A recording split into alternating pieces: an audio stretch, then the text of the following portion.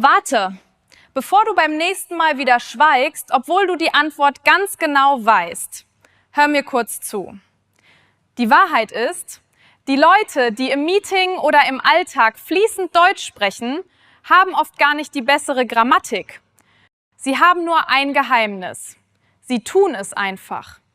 Attitude is king. Einstellung ist alles. Richtig gehört, fake it until you make it funktioniert auch auf Deutsch. Und es ist der schnellste Weg, deine Sprachblockade für immer loszuwerden. In diesem Video zeige ich dir 3 mentale Tricks, mit denen du ab der nächsten Sekunde so selbstbewusst auftrittst, dass niemand mehr auf deine Fehler achtet. Vergiss den Grammatikstress. Wir holen uns jetzt dein Selbstbewusstsein zurück. Auch ich als Muttersprachlerin habe manchmal Momente, wo ich den Mund aufmache und nichts kommt. Wo ich in einem Meeting sitze und denke, sag es einfach. Und trotzdem sage ich nichts. In meiner eigenen Sprache. Stell dir vor, wie das ist, wenn du eine Fremdsprache sprichst. Der Druck ist doppelt. Du willst das Richtige sagen. Du willst gut klingen. Du willst keine Fehler machen. Und genau dieser Druck, der blockiert dich. Aber kennst du den Satz, fake it until you make it? Dann bleib dran. Denn heute schauen wir uns genau die Methoden an, die wirklich funktionieren. 3 einfache Tricks, die du sofort benutzen kannst. Noch heute, im nächsten Gespräch auf Deutsch. Wann hast du das letzte Mal auf Deutsch geschwiegen? Obwohl du die Antwort wusstest. Vielleicht im Kurs, vielleicht mit einem deutschen Kollegen, vielleicht einfach im Urlaub, als dich jemand etwas gefragt hat und du nichts gesagt hast. Oder schnell auf Englisch gewechselt bist, weil es einfacher war. Das war nicht dein Deutschproblem. Das war dein Selbstbewusstseinsproblem. Und das ist der Unterschied, um den es heute geht. Trick Nummer 1. Dein Körper spricht zuerst. Bevor du auch nur ein Wort sagst, spricht dein Körper schon. Die Art, wie du sitzt, die Art, wie du stehst, ob du Augenkontakt machst oder nicht, ob deine Schultern nach vorne fallen oder zurück. Menschen entscheiden in den ersten Sekunden, ob du selbstbewusst bist. Nicht nach deiner Grammatik, nicht nach deinem Akzent, nach deinem Körper.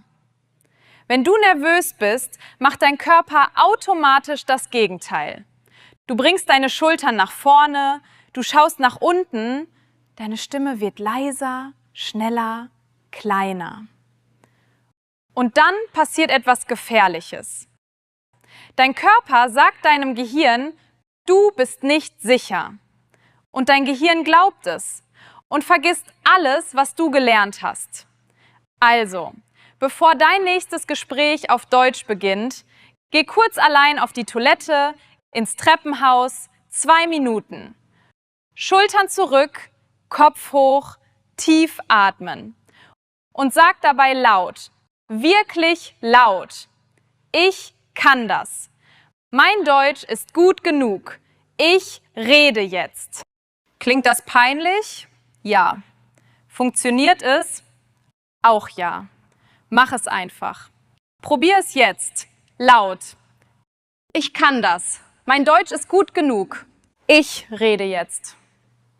Ich hatte lange den Eindruck, dass selbstbewusste Redner geboren werden. Dass es ein Talent ist. Etwas, das man entweder hat oder nicht. Ein Persönlichkeitsmerkmal. Doch Selbstbewusstsein ist kein Talent. Selbstbewusstsein ist ein Muskel. Und Muskeln wachsen nicht durchs Nachdenken. Sie wachsen, wenn du sie benutzt. Aber hier ist der Mythos, der die meisten Menschen aufhält. Sie denken, Selbstbewusstsein kommt zuerst und dann spricht man. Falsch. Es ist genau umgekehrt. Du sprichst zuerst. Und das Selbstbewusstsein kommt danach. Jedes Mal, wenn du den Mund aufmachst, auch wenn es holprig ist, auch wenn du eine Pause brauchst, auch wenn du einen Fehler machst, wirst du ein kleines bisschen mehr zu dieser Person. Zu der Person, die einfach Deutsch spricht. Jetzt kommt Trick Nummer 2. Langsam sprechen. Nervöse Menschen sprechen schnell, weil sie denken, wenn ich schnell rede, mache ich weniger Fehler. Wenn ich schnell rede, merkt niemand, dass ich unsicher bin. Aber das Gegenteil ist wahr. Schnell sprechen klingt nervös, unkontrolliert, unsicher. Doch Pausen sind wichtig und man macht sie nicht, wenn man nicht weiter weiß. Dann neigt man eher dazu, auszuschmücken, sondern weil die Pause Aufmerksamkeit erzeugt. Weil die Pause sagt, was jetzt kommt, ist wichtig. Und hier ist der konkrete Trick für dich. Wenn du auf Deutsch sprichst und du weißt nicht, wie es weitergeht, Pause. Nicht nicht einfach Stille. 2 Sekunden. Dann weiter. Das klingt mutig, das klingt professionell.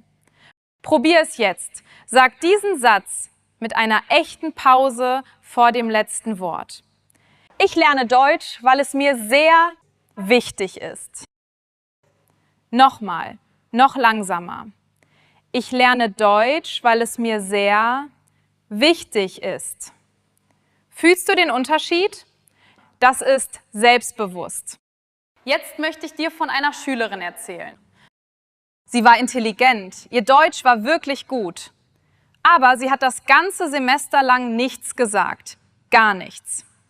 Sie kam in den Unterricht, sie hörte zu, sie verstand alles und sie sagte nichts. Ich habe sie einmal nach dem Unterricht gefragt, warum sagst du nichts? Sie hat kurz nachgedacht und dann hat sie gesagt, weil ich Angst habe, dass es falsch ist. Und ich habe sie gefragt, was ist schlimmer? Etwas Falsches sagen oder gar nicht reden? Lange Pause. Dann hat sie etwas gesagt. Auf Deutsch. Nicht perfekt, aber es war mutig. Und alle haben zugehört. Trick Nummer 3.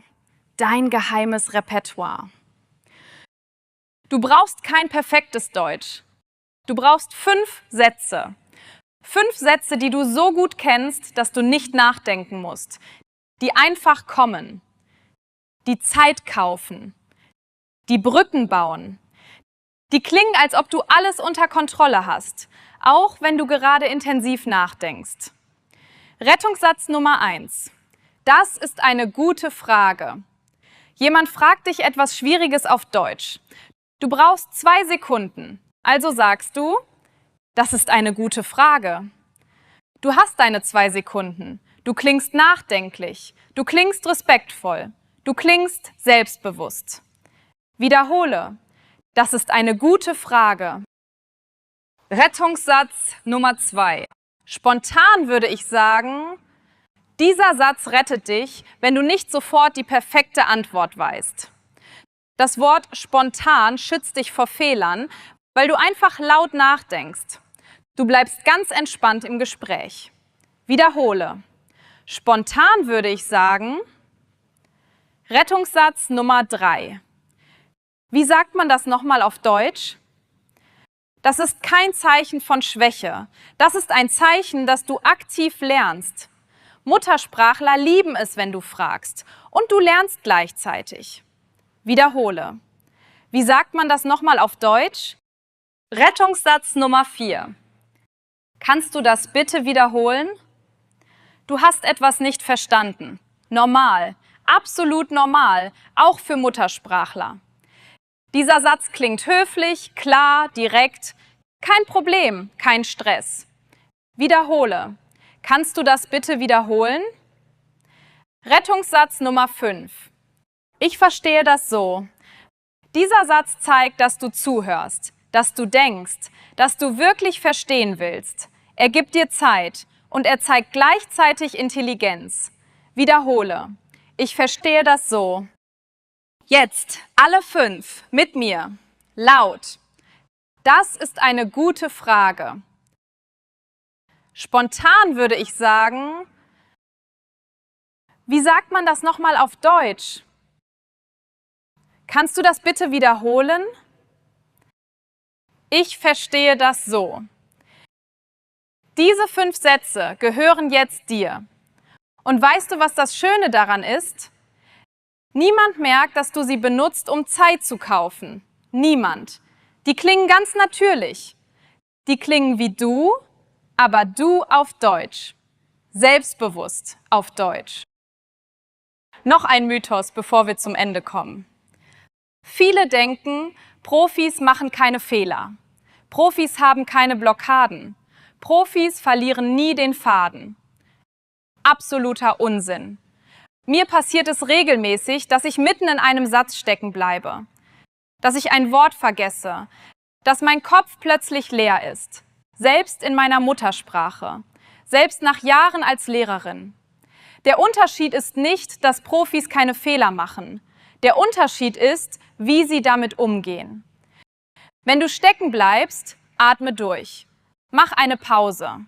Und dann, entweder du umschreibst das Wort oder du sagst ganz einfach, Entschuldigung, ich meine eigentlich, oder, und das ist mein Favorit, du nimmst es mit Humor. Sorry, ich glaube, heute Morgen war der Kaffee nicht stark genug. Ein Lachen, der Druck ist weg. Du machst weiter. Fehler sind kein Zeichen, dass dein Deutsch schlecht ist. Fehler sind ein Zeichen, dass du sprichst. Selbstbewusstsein wartet nicht auf dich. Es kommt nicht von alleine. Es kommt nicht, wenn dein Deutsch perfekt ist, weil dein Deutsch nie perfekt sein wird. Und das ist gut so, weil perfekt nicht das Ziel ist. Das Ziel ist, du öffnest den Mund, du sagst etwas, auf Deutsch, heute. Und morgen machst du es wieder und übermorgen. Und irgendwann wirst du in einem Gespräch auf Deutsch sein und plötzlich merkst du, ich denke nicht mehr darüber nach, ich rede einfach. Das ist der Moment, wo du nicht mehr so tust, als ob, sondern du hast es gemeistert. Du fängst an zu faken. Und dann, eines Tages, ist es kein Faken mehr. Es ist einfach so, wie du bist. 3 Tricks. Nochmal. Trick Nummer 1, dein Körper. 2 Minuten, gerade stehen, Kopf hoch, bevor du sprichst. Trick Nummer 2, dein Tempo. Langsamer, Pausen. Stille ist keine Schwäche. Stille ist Stärke. Trick Nummer 3, deine 5 Sätze. Auswendig, automatisch, immer bereit. Das ist eine gute Frage. Spontan würde ich sagen, wie sagt man das nochmal auf Deutsch? Kannst du das bitte wiederholen? Ich verstehe das so. Kleine Veränderungen, große Wirkung. Und jetzt deine Aufgabe. Such dir einen dieser 5 Sätze aus und benutze ihn heute noch. In einem echten Gespräch, auf Deutsch. Nur einmal, das reicht. Und wenn du willst, schreib ihn in die Kommentare, auf Deutsch. Ich lese alles. Bis zum nächsten Video. Bei Deutsch, aber klar.